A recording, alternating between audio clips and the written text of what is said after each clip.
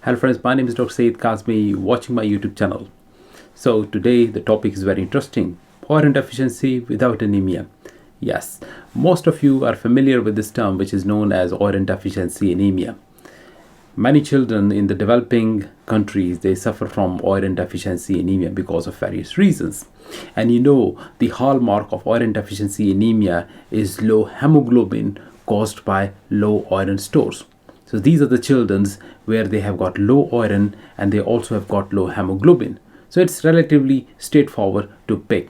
You know, the hemoglobin is down and basically you have to take a good history, and with your physical findings and some lab tests, you are able to diagnose iron deficiency anemia.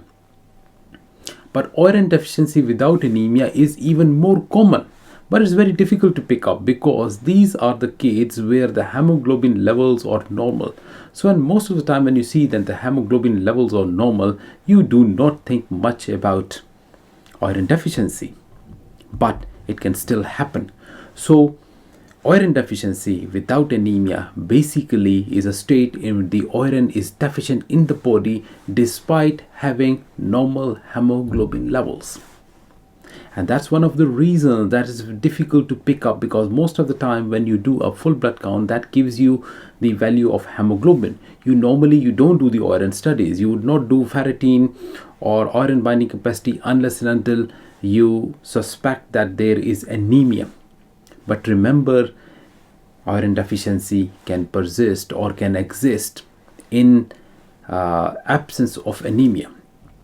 So how does this present, and what is the definition for this particular condition?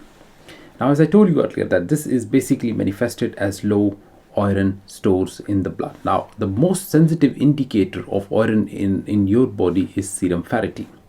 But remember, serum ferritin is also an acute phase reactant as well.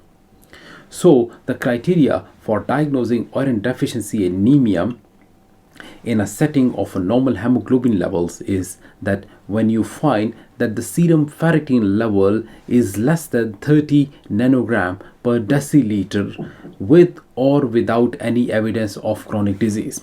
So on any report, if you get that the serum ferritin is less than 30 nanogram, that's straightforward iron deficiency. Now, whether this child has got chronic disease or whether he hasn't got any chronic disease, this would be iron deficiency. And as I told you, if the hemoglobin is normal, this would be classified as iron deficiency without anemia.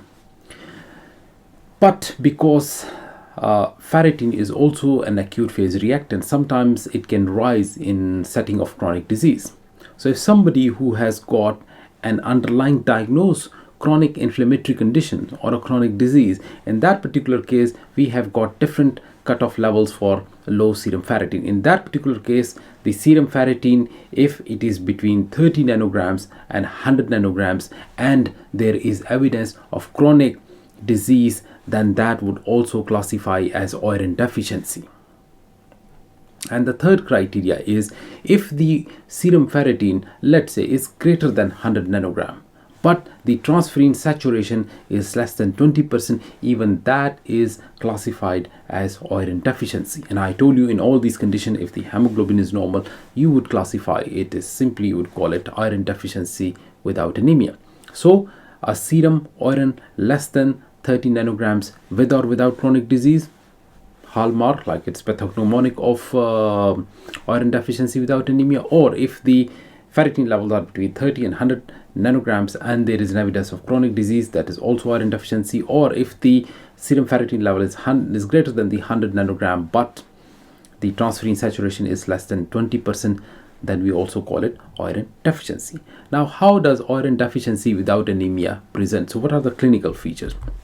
The clinical features again are the same features that you get in iron deficiency with anemia, but because there is no pallor, it's a bit difficult to diagnose, and usually it's misdiagnosed in the very first instance. So usually these children, they might be presenting with fatigue and lethargy, so they've got no energy. So that's why they've got poor exercise tolerance.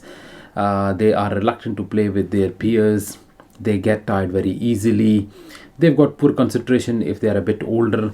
Some of them, they also present with restless leg syndrome. So they are quite disturbed at night time, tossing around, moving around, having poor sleep. Some of them, they might have irritability as well. So like, they cry every now and then without any obvious reason. They are very clingy, very whingy. Some of them also have got poor appetite, so they lose their appetite. They're not eating well. So these are some of the non-specific symptoms that you see in case of iron deficiency without anemia. But with anemia, because there is pallor, so obviously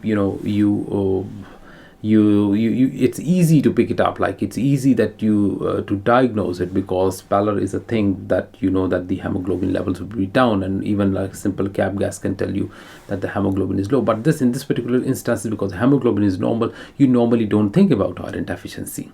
So they are usually misdiagnosed either as a depression, sometimes a chronic fatigue syndrome, sometimes it might be attributed to hypothyroidism and fibromyalgia, so on and so forth. But remember, in case if you come across a child who has got non-specific symptoms of lethargy, fatigue, poor concentration, irritability, and you don't find any sort of an acute infective process for that, and the symptoms have been ongoing, it's best to work up for iron deficiency.